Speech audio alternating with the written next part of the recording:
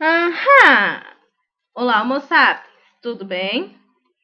Aqui é a professora Raquel e esse é o canal Ensinando Ciências. Seja muito bem-vindo. Convido você a curtir, comentar, compartilhar e se inscrever no canal se você ainda não é inscrito. Vamos lá! Me dê uma forcinha, né? Por favor. Hoje eu vou falar sobre bactérias que comem pet.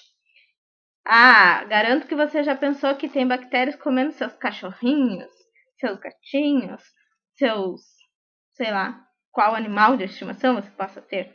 Não é desse pet que eu tô falando, é de outro pet. Bora lá. Bom, antes de qualquer coisa, precisamos retomar conceitos básicos para entendermos o restante do que vai estar aqui. Bactérias são classificadas como seres vivos. Na sua constituição celular, elas são constituídas, muito bom, né?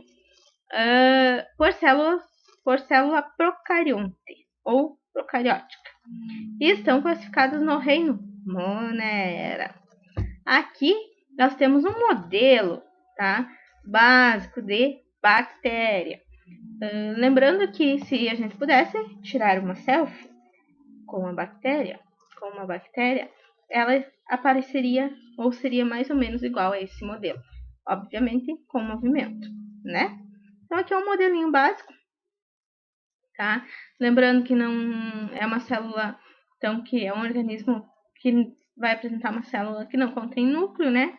Que é a característica mais marcante. Apresenta DNA, né? Material genético, uma estrutura que separa esse organismo do meio externo e outras estruturas que possibilitam, então, a movimentação, né? Enfim, todas essas estruturas aí. E daí, hoje, basicamente, eu vou falar da Ideonella sacaiensis. Nossa, que belo nome para chamar uma filha, já pensou? Ideonella, venha cá! Lembra da Minha Mãe é uma Peça? Já consigo imaginar ele chamando. Acho que eu vou mandar um e-mail. Não, tô brincando. Tá? Então esse é o nome da bactéria que eu vou falar hoje. E ela é muito especial em função da sua capacidade, né? Dessa capacidade que eu vou comentar um pouco hoje. Aqui a gente tem classificação taxonômica dela, então um reino, o filo, a classe, a ordem, família, tá? Aqui eu peguei da Wikipedia. Tem a fonte ali consultada, se vocês quiserem achar essas informações aí. Bom, vamos falar do tal do PET? O PET é o politerifitalato de etileno. Isso aqui é uma boa palavra para fazer o joguinho da forca, né? Politerifitalato de etileno, que nós comumente conhecemos como PET ou garrafa PET. Mas o PET ele não está só nas garrafas plásticas, ele também está presente em outros plásticos ou embalagens plásticas dos alimentos ou das coisas que nós consumimos. Tá? E a Ideonella sacaiensis 201-F6, lá em 2016, no Japão, foi encontrada nos lixões e eles perceberam que essa criatura aí, ela conseguia degradar, quebrar ou se alimentar de um filme muito pequeno, muito fininho de PET. E esse processo levava mais ou menos em torno de 6 semanas. Então não é algo rápido ou fácil de ser feito. Mas o interessante disso é que nós temos muito PET disponibilizado no meio ambiente que nós, obviamente, jogamos por aí, né? E apesar de ser um plástico de boa durabilidade, na maioria das vezes nós usamos uma vez e jogamos fora. E é um dos plásticos que mais se utiliza no mundo. Então nós precisamos resolver esse problema. Sim, precisamos usar menos plástico, mas se tiver algo que consiga diminuir essa quantidade de plástico que já está no ambiente contaminado, melhor ainda, né? Esperamos que esse serzinho aqui consiga nos ajudar. Então, retomando aqui, o PET é o plástico mais utilizado. É um dos mais utilizados no mundo inteiro, não é só no Brasil. Tem uma estimativa que mais ou menos são produzidos 50 milhões de toneladas desse material por ano. Então, é bastante PET produzido. E ele chega a 16% do total de plásticos fabricados. Então, é uma porcentagem bem grande, né, do total de plásticos fabricados. Vamos lembrar aqui que o PET ele existe há cerca de 70 anos.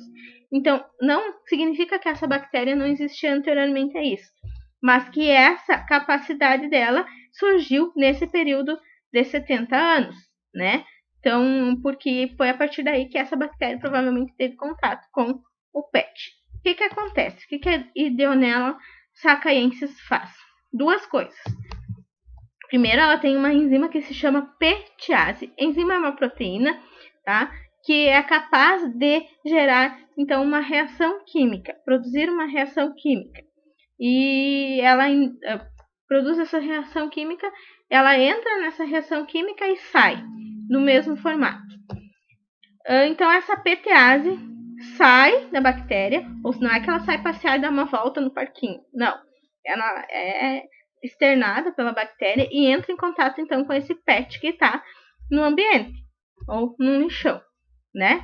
E transforma esse PET, então, num composto intermediário, que é o chamado MHET, que é o mono 2-hidroxietilterftalato. Esse composto intermediário ele pode ser tragado, ingerido pela bactéria. Então, esse composto vai ser colocado para dentro do organismo bactérico. E depois uma segunda enzima, a MHET hidrolase, rompe esse composto e gera dois compostos básicos. Esses compostos básicos são dois monômeros, tá? Monômeros, então, são estruturas, são substâncias que se ligam para formar cadeias maiores, como é o caso do PET. Esses monômeros são o etilenoglicol e o ácido teriftalato.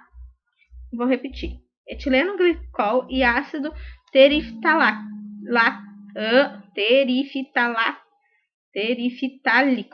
Opa, engasguei. Eu treinei antes, mas engasguei. Essas duas substâncias são os precursores do PET. Na indústria, quando se quer produzir PET, se utiliza essas duas substâncias. Essas duas substâncias se unem para formar o PET, tá? Então, essa Ideonella sacaiensis, ela utiliza o PET como um alimento. É claro que não é tão fácil assim, né? Porque esse processo, então, vai levar em torno de 6 semanas para conseguir ser finalizado. Mas é algo muito interessante se pensar que a quantidade de PET que nós produzimos e está aí, então, no meio ambiente.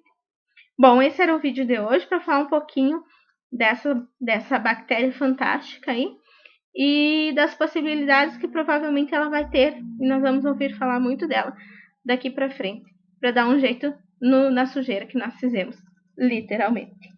Obrigada mais uma vez, acompanhem o canal, cuidem-se de si e dos outros.